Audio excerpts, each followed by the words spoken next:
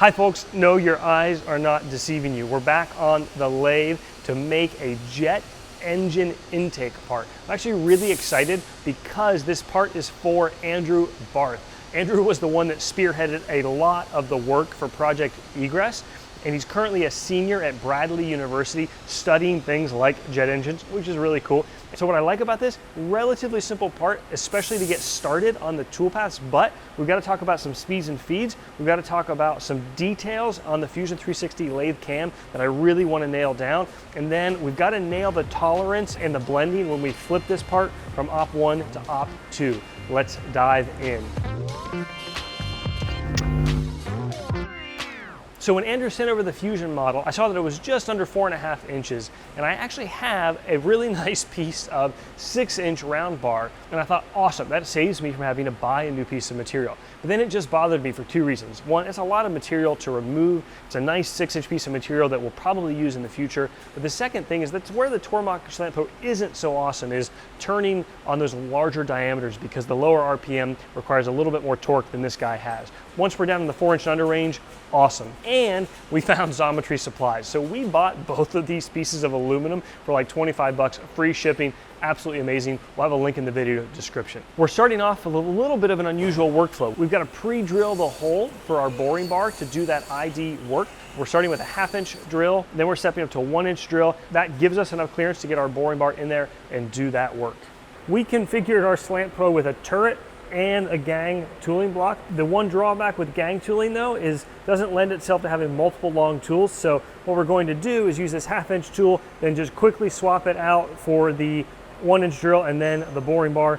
We also use, and card here to the video, the Tormach USB I/O device that lets us control which coolant happens, along with a pretty cool post-processor modification. And card here to the NYC CNC page on post-processor mods to show just how easy that sort of thing is to do. So we just have to set up our coolant here to make sure we've got it going. We can use the status screen in PathPilot to control the, in this case, swapping output 1 for output 2. And now when I hit the coolant button, we've got coolant running in the right spot, and I can adjust these lines as needed. Drilling at 200 surface feet per minute, or just a hair over 1500 RPMs and 6,000ths of an inch feed per rev. And using the deep drilling full retract peck drill cycle, which helps us clear these chips out.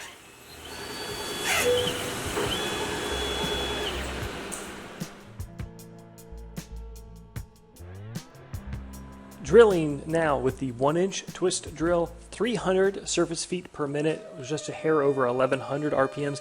I'm using a higher surface footage than I would like because I want a little bit more RPM to get a little bit more torque, because these larger twist drills really do require a lot of power. 2,000ths of an inch feed per revolution. Again, that's a little bit on the lower end, but makes it an easier band to get a successful recipe that will work to get this hole poked through. We're using the deep drilling full retract with 1/4-inch pecks. If I ran this part again though, I would switch to the chip breaking partial retract because I don't need to retract all the way out, and I would shorten up those peck depths, which is going to help break those chips and avoid bird's nests.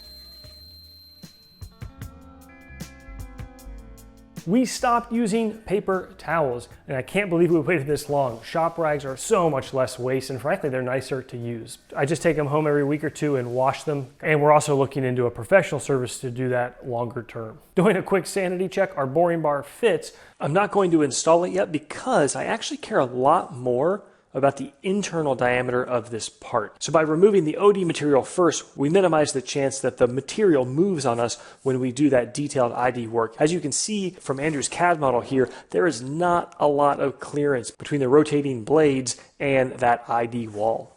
So partly because lathes horrify me, the fear of crashing, what I'm doing is jogging over to the end of the PathPilot toolpath and making sure when I'm at that point in my Z-axis on the lathe, which is this way, I have clearance everywhere between the insert and the part, workholding, jaws, the turret, etc. And I like to take this nice and easy and try to think, because sometimes you can miss the obvious. What I also will do is simulate what it'll be like when we start turning down the part itself. So the lathe will be lower in its x-axis, it'll be moving in Z, and I just try to take a look and make sure, okay, as that tool removes this chunk of material, Does everything look like it's going to be okay and free of major crashes? God forbid we contribute to another blooper reel video.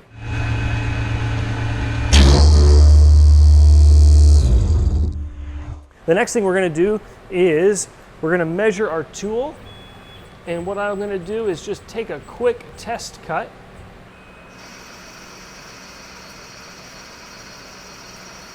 So without jogging my x-axis, I'm at 4.473 or 4729, and what I can now do, look at that, spot on.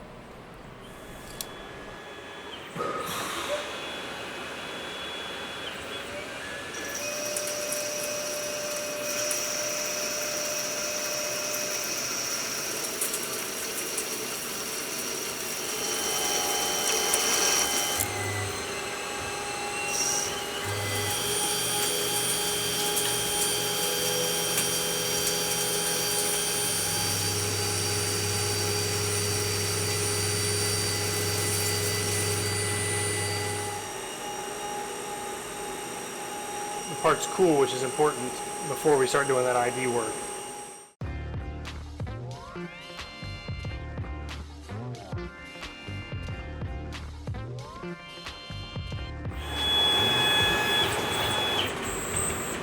I'll need to mention the same thing I'll do here is I'll just jog it into the hole a little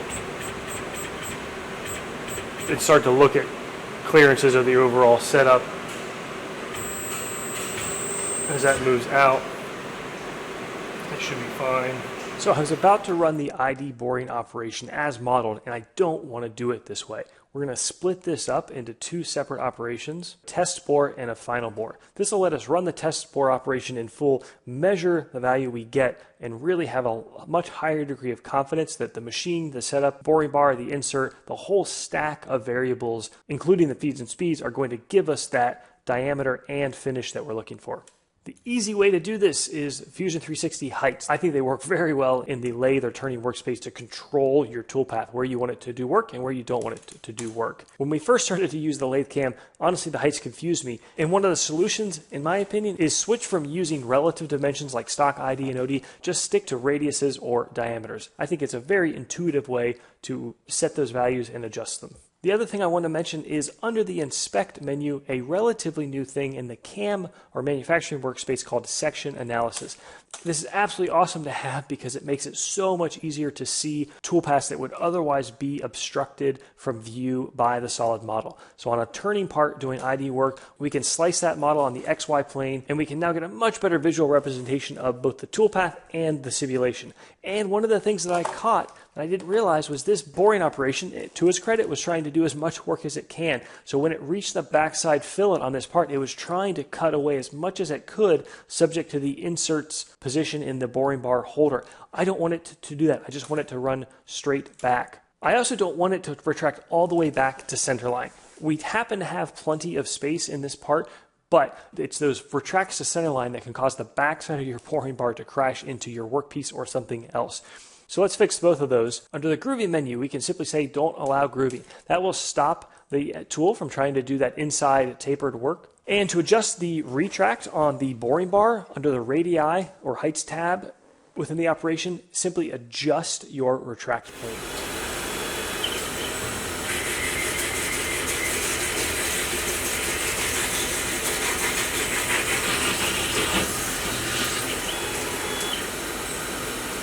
Okay, two problems. Number one, I want to increase my Z-plane clearance to help flush the chips off, and need to adjust the coolant lines.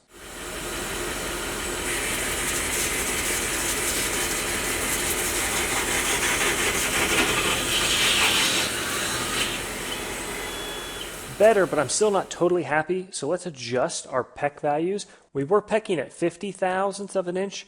Let's drop that in half to 25 thou, and we were only retracting 2 thousandths of an inch. Let's retract a little bit more to, again, help aid in the distance and time to let those chips evacuate. It's a little bit hard to see that peck motion, but you can definitely hear it. Kind of sounds like a machine gun. If you can't break your chips, which can be really tricky to do, especially on ID lathe work, and you don't have the luxury of switching out your insert grade or geometry or the chip breaker on it, or you don't have the option of taking a deeper depth of cut to activate that chip breaker, this pecking can really help. Using our telescoping gauges to measure that test ID operation, awesome. 2.001, only 1,000th of an inch over. That gives me the confidence to open this up to the final dimension of 2.4 inches.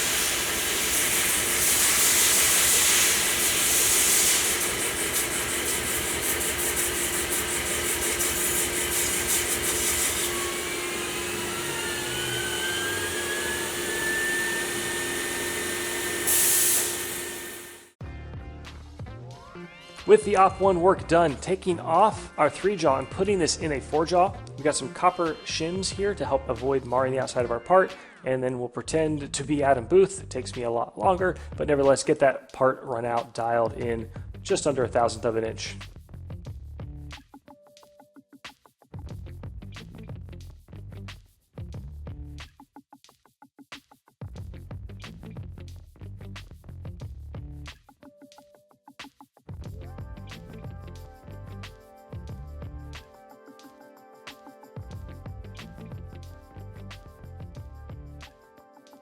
As you can see in Fusion 360, our work coordinate system is on the back side of the part. That will be coplanar with our chuck face. So we're going to jog the tool over, use a piece of paper that's 3/1000 of an inch thick. And once that paper contacts, we can update our Path Pilot Z location to represent that 3/1000 of an inch paper thickness. I then like to jog the tool over and reconcile that with the Toolpath preview and Path Pilot, just to make sure I didn't make some major mistake.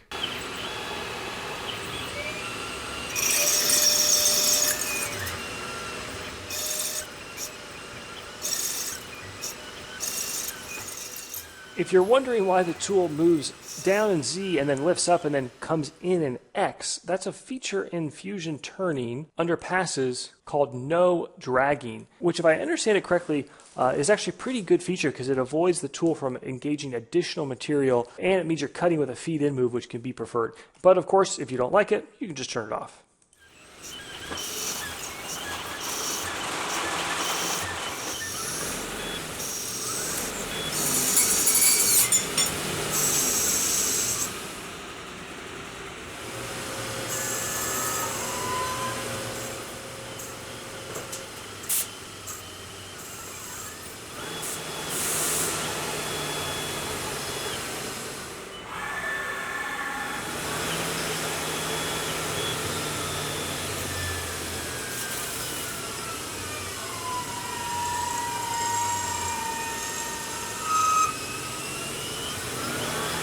So timeout. There was one thing that was bothering me on this part, and that was a small ding on the front face that I really wanted to clean up and polish. And I sat here for quite a while trying to get a Toolpath to blend in these two faces. I didn't want to machine the whole area. And I really spent some time trying to figure out if there's a way I could use something like a tangential extension or a linking move to control that Toolpath. And I couldn't get it. It kicked my butt. But I did, in the end, figure out how to get what I wanted, which is this Toolpath that moves straight in, but then blends its way out partially down this inlet curve. Now, one thing I will note, it looks like the Toolpath is crashing through the part here. That's just a phenomena that occurs with lathe tools in general, because many of them do not come to a sharp point, and the blue line represents what's called the control point of the tool. So it's the theoretical intersection if the tool did have a perfectly sharp point. So in this case, it's not crashing into the part, even though the Toolpath looks like it. But how did I get this Toolpath? We use the parametric modeling world. So I hop back in here, I created a sketch, and I can create that sketch with the project tool or just free sketching and matching things up using constraints. By the way, if you're trying to learn Fusion 360, we offer hands-on classes here in Zanesville, Ohio. We also have a new online course that anybody can take. Card here for more info on both those classes. So with that sketch done, when I'm in the manufacturer workspace, under geometry, you check the model option, and then that lets you pick the chain that you want. And what I love about this is you can actually turn off lead in and lead out, and you can directly control the whole point of the Toolpath. And I like this because it kind of reminds me of how some folks still manually program lathes. And there's good reason for that, because you can really control the whole Toolpath with hand coding. This lets me do the same way, but stay within the beauties of a parametric modeling world where I can create postable code. Moving the part over to the 770, we've got to machine a relatively thin groove for an O-ring using a 2-flute 1/16 end mill. And the key here is we're going to be ramping down at 10% of the tool diameter. That's the best slotting recipe that we have found for process reliability. I don't want to break the tool. I want to finish this part successfully. To help with that, the fog buster is actually great, and it's the air pressure I care about more than the actual cutting fluid or the lubricity you would get from that cutting fluid. I really just want to make sure we evacuate those chips, and having the 10,000 RPMs really helps with these smaller tools. I find one of the best ways to check tolerances on small slots or features like this is actually with gauge pins. A relatively inexpensive set comes in 1/1000th of an inch increments. This slot should be 70 thou. I'm guessing it'll be under. Start with a 68 thou pin. Sure enough, just a little bit of slop. The 69 feels snug. In fact, I've got to just push it a hair, and the 70 thou pin doesn't go. So that's fine. Having this feature be a thou or two under is totally acceptable.